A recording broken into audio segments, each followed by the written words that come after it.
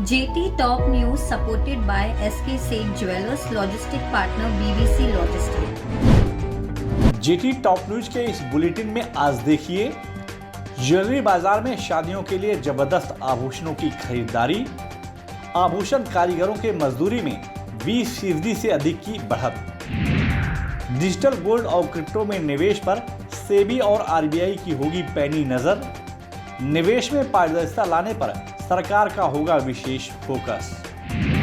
फुरा जेम्स ने दुर्लभ रंग के ऑस्ट्रेलियाई प्राकृतिक नीलम को ऑक्शन के जरिए बाजार में उतारा।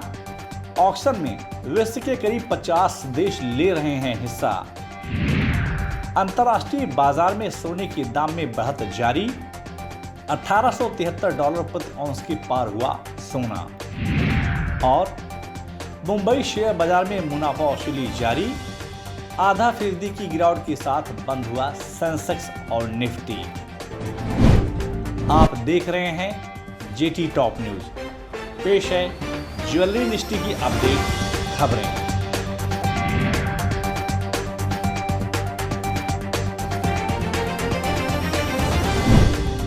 धनतेरस और दीपावली का त्योहार बीतने के बाद देश में शादियों का सीजन शुरू हो चुका है।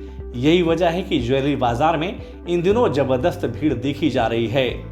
जहां एक तरफ इन दिनों सोने के दाम 50,000 रुपए प्रति 10 ग्राम के आंकड़े को पार कर चुका है, तो वहीं दूसरी तरफ ज्वेलरी बाजार में कारीगरों के अभाव के कारण आभूषण कारीगरों की मजदूरी में 20% से अधिक की बढ़त देखी जा रही है। बाजार के जानकारों की माने तो ज्वेलरी कारीगर दीपावली मनाने अपने गाँव गए हैं और जब तक वह दोबारा काम पर नहीं लौटते तब तक आभूषण की डिलीवरी में थोड़ा वक्त लगेगा।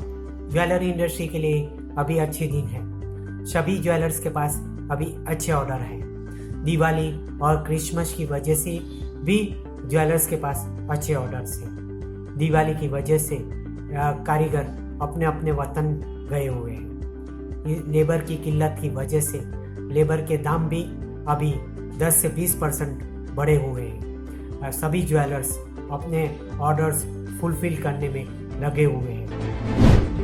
केंद्रीय वित्त मंत्रालय, भारतीय प्रतिभूति एवं विनिमय बोर्ड यानी सेबी और भारतीय रिजर्व बैंक डिजिटल गोल्ड और क्रिप्टो एसेट्स को एक रेगुलेटरी के अंदर लाने की दिशा में काम कर रहे हैं।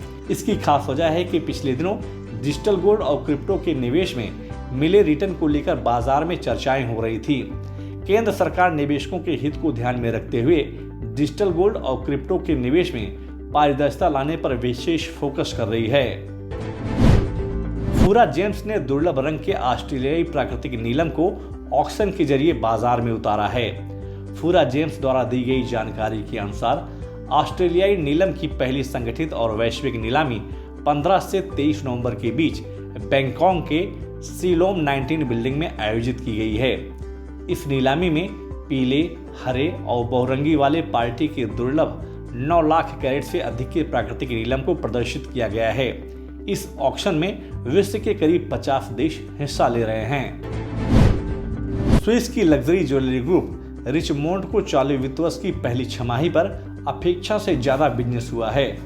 रिचमोंड के अनुसार चालू वित्त वर्ष की पहली छमाही पर कंपनी का सेल्स 67% बढ़कर 5.09 बिलियन यूरो तक जा पहुंचा है। रिचमोंड का दावा है कि उसके Cartier and Van Cleef brand को विश्व बाजार से अच्छा रिस्पांस मिला है। कारोबारी सप्ताह के दूसरे दिन यानी मंगलवार को अंतर्राष्ट्रीय बाजार में गोल्ड स्पॉट की कीमत में काफी हलचल देखने को मिला। दिन भर की ट्रेडिंग के दरमियान गोल्ड स्पॉट की कीमत में करीब $12 प्रति औंस से अधिक की बढ़त देखने को मिली। पूरे दिन भर के कारोबार के बीच गोल्ड स्पॉट की कीमत $1873 प्रति औंस के ऊपर कारोबार करता देखा गया। बाजार विशेषज्ञों के अनुसार आने वाले दिनों में सोने और चांदी के दाम में बढ़त देखी जा सकती है। अंतर्राष्ट्रीय बाजार की गतिविधियों को देखते हुए मुंबई, दिल्ली, कोलकाता, अहमदाबाद, कर्नाटका और चेन्नई के सराफा बाजार में मंगलवार को सोने और चांदी की मांग में बढ़त देखने को मिली। स्थानीय बाजार में सोने और चांदी के दामों में उतार चढ़ाव के बीच मुंबई सराफा बाजार में शुद्ध सोने के दाम 241 रुपए प्रति 10 ग्राम की बढ़त के साथ 49,540 रुपए के स्तर पर कारोबार करता दिखा। जबकि शुद्ध चांदी 376 रुपए प्रति किलो की बढ़त के साथ 66,940 रुपए के स्तर पर कारोबार करता हुआ दिखाई दिया। बाजार के जानकारों के अनुसार आने वाले दिनों में स्थानीय बाजार में सोने और चांदी के दाम में बढ़त देखी जा सकती है। कारोबारी सप्ताह के दूसरे दिन यानी मंगलवार को मुंबई शेयर बाजार की शुरुआत गिरावट से हुई। सुबह मुंबई शेयर बाजार खुलते ही घरेलू और विदेशी संस्थागत निवेशकों ने बाजार में मुनाफा वसूली करनी शुरू कर दी, जिसके चलते सेंसेक्स और निफ्टी में गिरावट देखने को मिली। दोपहर बाद निवेशकों ने power, banking, pharma, oil, cement और मेटल सेक्टर के शेयरों में बिकवाली करनी शुरू कर दी, जिसके चलते मुंबई शेयर बाजार 396 अंकों की गिरावट के साथ 60,322 अंकों पर बंद हुआ। वहीं निफ्टी दिन भर के कारोबार के बीच 110 अंकों की गिरावट के साथ 17,999 अंकों पर बंद हुआ।